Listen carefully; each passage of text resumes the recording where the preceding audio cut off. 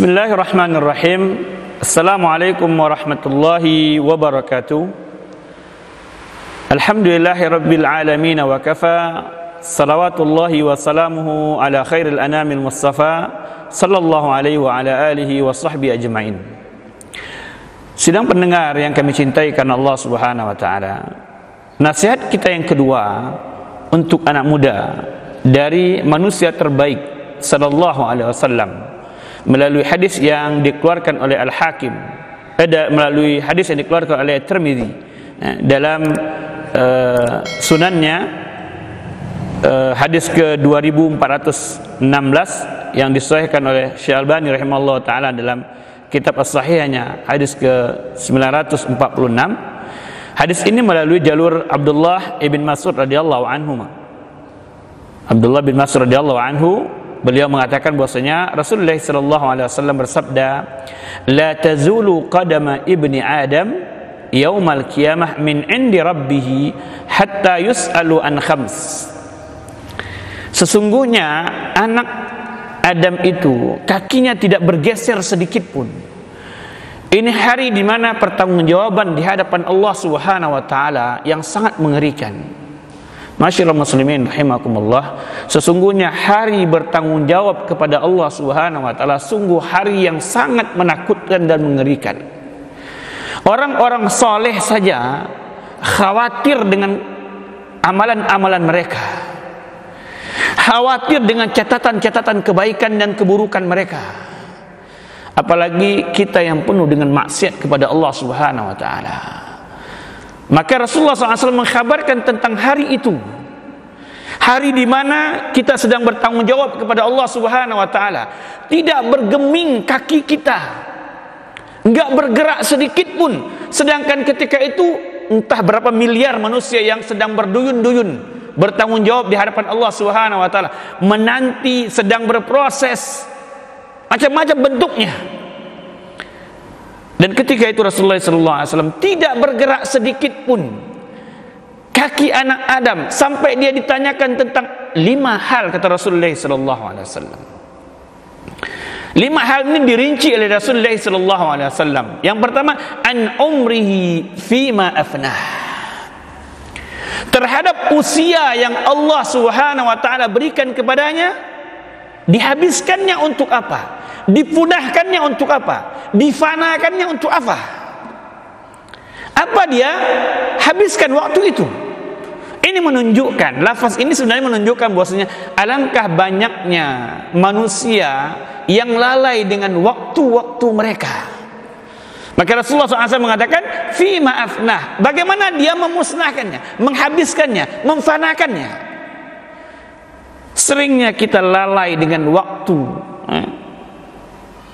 waktu longgar, waktu sehat, waktu yang Allah berikan kepada kita. Semuanya padahal kita diminta pertanggungjawaban oleh Allah SWT, dan kita tahu, kita sangat paham. Bahkan sebagian para ulama mengatakan bahwasanya seorang mukmin mengetahui tentang perjalanan akhirat mereka lebih mengenal dibanding seorang ibu dibanding kepada anaknya. Sangat mengenal, bahkan lebih kenal dibanding apa yang akan terjadi besok hari baginya. Sangat mengenal.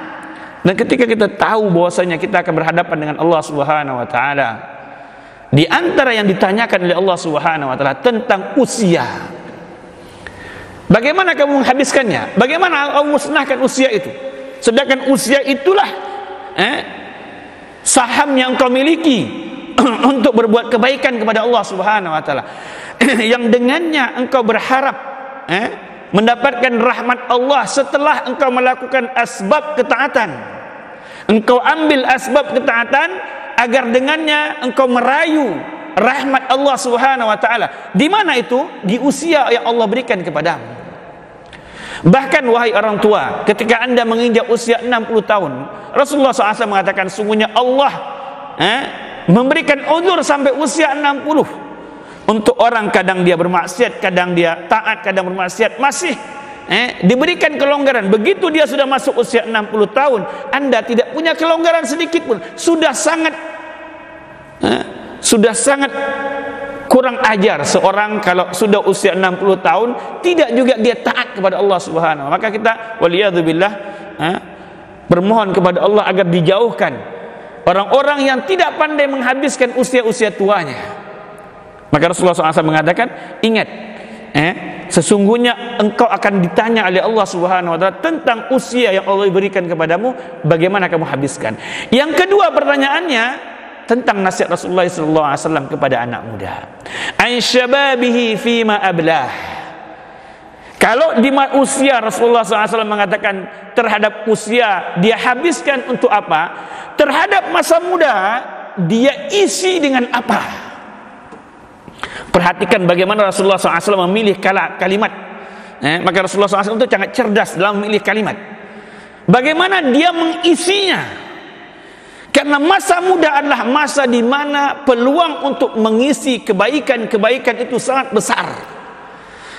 Anda lebih lincah, lebih sehat, lebih kuat, geraknya lebih bisa kemana-mana. Jihad diberikan kepada anak muda, wah jangan ditanya, berjalan kaki berapa kilo mereka akan lakukan itu.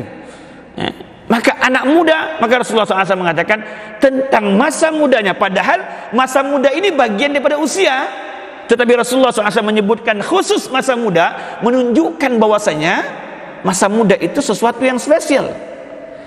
Dan Rasulullah SAW mengatakan di masa muda fima ablah, bagaimana dia mengisinya. Sedangkan pada usia bagaimana dia habiskan.